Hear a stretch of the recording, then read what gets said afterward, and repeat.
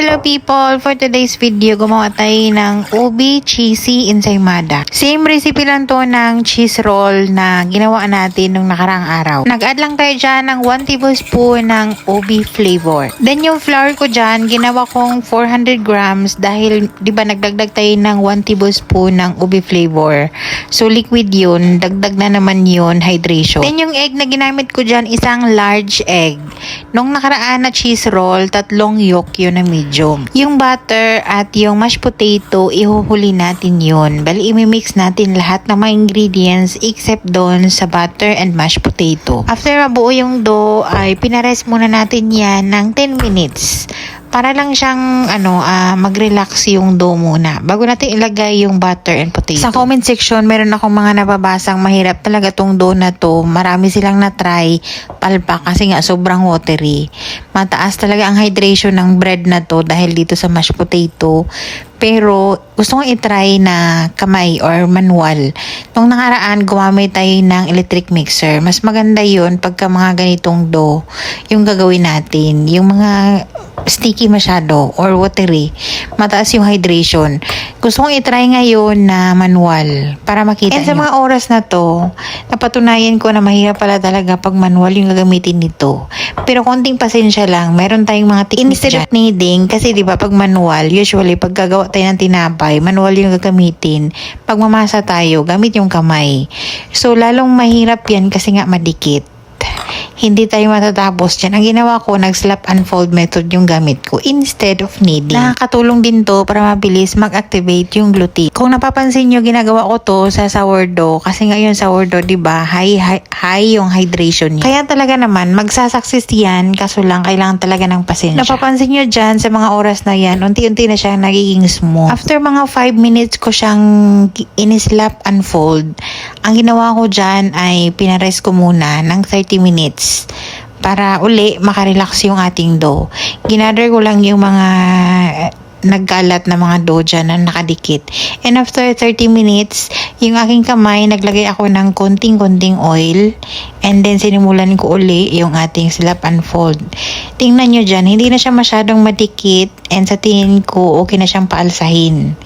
Hinintay ko lang na maging makinis pa talaga siya and elastic yung dough natin. O diba, na-achieve pa rin natin yung smooth texture ng ating dough kahit wala tayong machine at kahit high hydration yung content ng ating recipe. So, ng cheese roll, 365 grams ng flour. Ito naman 400 grams ng flour. Kasi nga nag-add tayo ng ubi flavor. Pero wag na kayong mag-add. I-follow nyo na lang yung aking ginawa dyan. Huwag na kayong mag-add, yun na yung flour na ginamit natin. And I suggest na gumamit kayo ng grams than the cup talaga.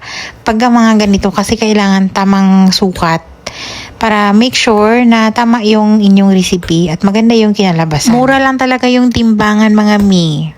Sobrang mura lang yan. Dito, okay na to paalsahin.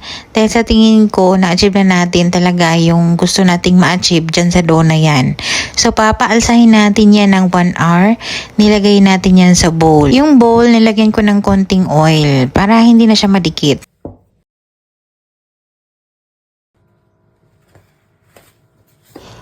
Then after 1 hour, nag-double na yung size and it's time para i-form yung ating dough. So pag gusto kayo kung ano yung size na gusto nyo dyan and kung ano yung forma na gusto nyo or classic ba yung gagawin nyo na ensaymada, nasa sa inyo na yan. Dahil sa watery nga yung ating texture, ang ginawa ko dyan, pagbilog, slap and fold pa rin tapos dahan-dahan nating ipupush para mabilog siya. Ganon. So, diba? Very smooth. Napaka-soft yan pagka naluto na. Dito, pag gusto kayo kung lalagyan nyo ng palaman dyan bago i-bake, lalagyan nyo ng cheesy or quick melt or kung lalagyan nyo ng ubi halaya with cheese, pag gusto na kayo. Wala akong ubi halaya, wala din akong quick melt or kung anong cheese na masarap na ilagay dyan. So, hindi na ako naglagay. Plain lang, tapos mamaya, tingnan natin kung ano yung ilalagay natin for topping. Ganyan ko lang yan siya binake. Nilagay ko yan sa cupcake paper. Wala akong yung lata na pang torta ba? Wala akong ganon. Pero ito, maganda rin naman dahil matigas naman tong ano na to, cupcake paper na to. Pinaalsa ko yun ng 1 hour until mag-double yung size. Binake natin ng 350 Fahrenheit ng 19 to 20 minutes. Nung naluto na, papalamigin muna natin yan kung gusto nating malagay ng mga palaman na mayroong butter para hindi siya matunaw. Kung gaano kalambot yung ating cheese roll na nagawa, ganito din siya kalambot ang outcome ng ating ubi ensaymada. Dahil sa papalamigin natin, tinanggal ko na dyan sa cupcake paper para madali siyang malamig. Kasi nga lalagyan natin, kung gusto nyong lagyan ng filling yan, pwedeng-pwede. Masarap din yun. Nalagyan ng filling yung cream cheese frosting yung ilagay nyo. Or cream cheese filling. Masarap din naman talaga kasi nga malambot to. Masarap lagyan ng palaman. And it's up to you kung ano yung ilalagay nyo. Pero yung masarap dito, cream cheese talaga na frosting yung ilagay nyo. Pero dahil sa limited talaga yung aking palaman or yung aking pang toppings, yung aking cream cheese frosting ay sobrang konti lang. Ilalagay ko na lang sa screen or di kaya sa inbox or sa comment section yung ating recipe nito. Ito din yung ginagamit ko pagka mag cinnamon roll ako, yung cream cheese frosting. Masarap din yun. So pag gusto kayo, kung marami kayong magawa ng ganyan, pwede nyong lagyan sa loob. Or pwede nyong lagyan ng cheese bago nyo i-bake. Pero kung ito yung ilalagay nyo, ilagay nyo sa piping bag tapos tusukan nyo na lang. Tapos yun na, pwede nyo nang lagyan sa loob ng palaman, ganun. So dahil sa konti lang yung cream cheese frosting ko, paulit-ulit no, nilagay na natin yan sa toppings para malagyan natin ng cheese. Para kakapit kasi yung cheese. Pero kung gusto nyo naman ng classic ensaymada nga, so butter and sugar lang yun. Tapos pag gusto kayo kung lalagyan nyo ng cheese, ganun. So ito ay overload cheese. Babawi tayo sa cheese kasi nga yung palaman, wala tayong palaman. Pero ito talaga, sakto naman talaga yung lasa. Dahil parang nakakaumay din naman pagka meron pang cream cheese frosting sa top. Tapos lalagyan pa natin sa loob ng cream cheese frosting din. So ano na siya, overload na, parang nakakaumay na. So bawi tayo sa cheese. Pero masarap din to, ubi halaya ang palaman with quick ito milk. Kahit ilang araw to, just like the cheese roll, malambot pa din. O bukas, meron na tayong pangkape.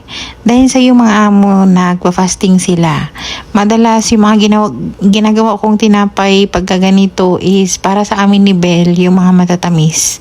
Hindi sila mahilig sa mga ganitong bread. Pagka bread ang pag-uusapan, hindi matamis yung para sa kanila. Yung written recipe, kung wala sa screen, nasa comment section ko ilagay. Tandaan nyo lang, pagka high hydration, sa mga gusto talagang matutong mag-bake, pagka high hydration yung bread nyo or yung recipe ng bread nyo, huwag nyo munang imasa ng imasa.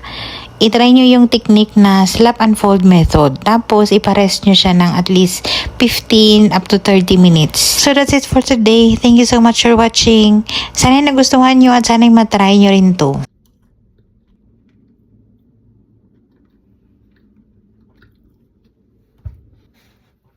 Sobrang lambot.